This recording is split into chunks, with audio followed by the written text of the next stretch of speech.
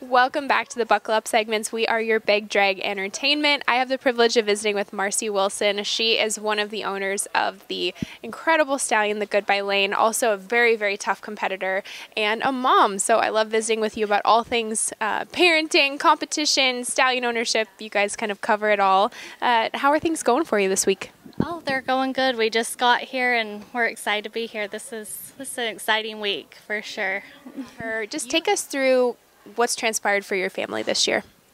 So we've just been kind of going to some open barrel races, going to futurities, some rodeos, and it's just been going good. It was kind of funny because I keep on telling people that Lola, MJ Lola Lane, she just kind of carried us through the futurity and derbies because she's been awesome all year, winning some derbies, and she's been so consistent, and it's just been a great year for her.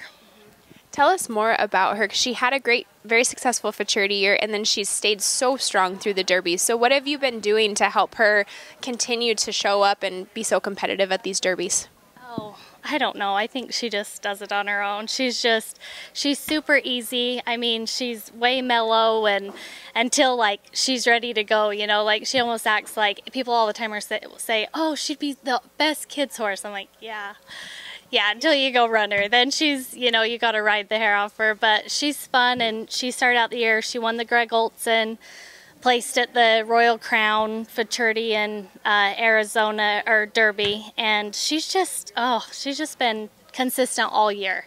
What has that transition been like for you? Because you've ridden, you've trained these horses for the futurities, you've ran them as futurity colts, you've run them in the derbies, and now, with our first Goodbye, you are kicking butt at the rodeos. So how rewarding is that to get to compete on them, horses that you raised and trained at all levels? Oh, it's been awesome. Yeah, we've raised them since they were babies, and I think that's kind of an advantage because we know their whole history. We know everything about them. I mean, only me and a handful of people have even swung a leg over any of them. So it's we know everything about them. So I think that does help. And I know, if something's not right, I know, so I'm around them enough and just been with them their whole lives. So we just fix it. If something's not 100%, we try to change it. So I'm very curious. I'm asking this question out of my own curiosity because you guys own the Goodbye Lane, who is the #1 futurity sire last year, sire of just an incredible amount of great horses. But both of these mares are by the Goodbye Lane. So you guys are breeders. Who are you going to breed them to?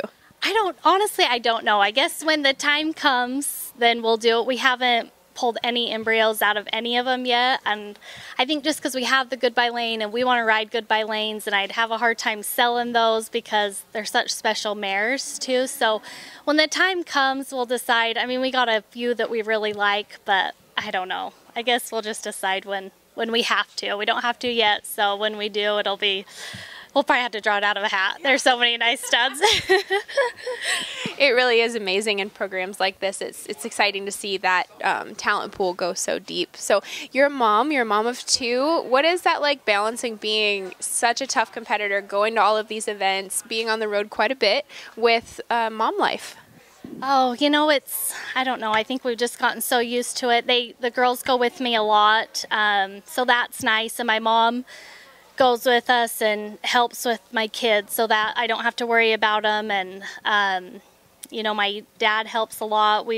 This summer I went with Macy McAllister to the rodeos, and we took them with us a few times, and we juggled it and made it work. And I think you just have to, it's kind of nice because you can't sit and obsess about your horses and stuff all the time because you got to be a mom too. So I think it kind of takes some of your, pressure off of you, because if you have a bad run or something, you can't go back to the trailer and just sit and worry about that. I mean, you've got your kids to take care of, and so I think it helps little just to get your mind in a better place, having your kids with you.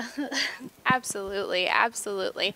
Well, I'm very curious, you have won Spanish Fork 2 years in a row now. That's your hometown rodeo. What has that been like to go and have so much success at such a tough rodeo? I mean, you have had to do sub 17-second runs to win that rodeo both years, correct? Yeah.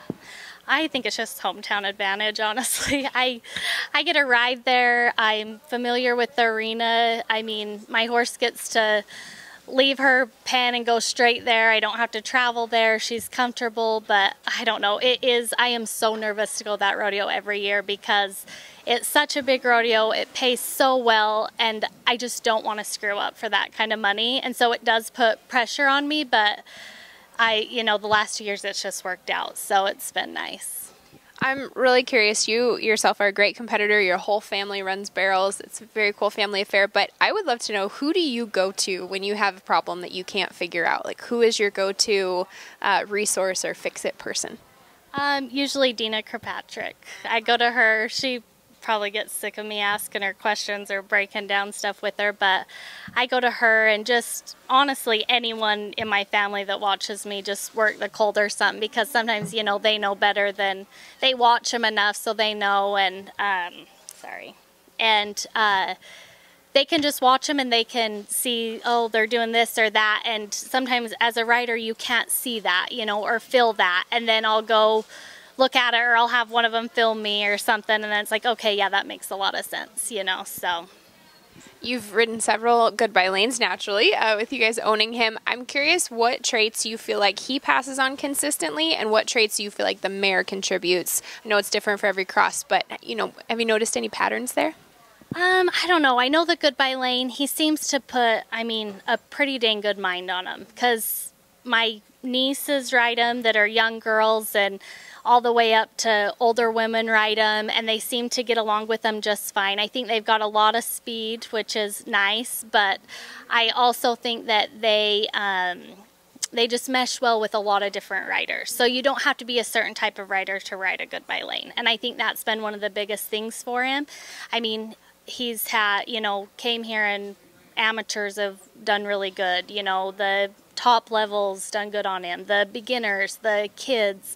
We have a girl from back where we live, and she did really good here in the amateur and the futurity, and now her little girl is junior high rodeo and on her horse and doing awesome. So it's like they fit with a lot of different hands riders, so it just kind of makes it nice.